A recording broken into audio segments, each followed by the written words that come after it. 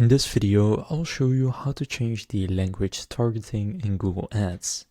So to do this, just go and open up Google Ads, and then what you want to do is go to Campaigns and click on the Campaigns dropdown, and from there head into your campaigns. Now from within Campaigns, you then want to hover over the campaign that you want to change the language targeting for, and from there click on Edit Settings.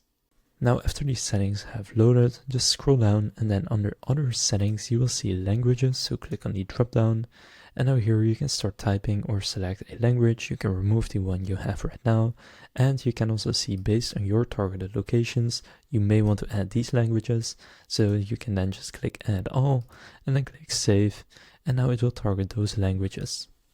So that's how to change language targeting in Google Ads.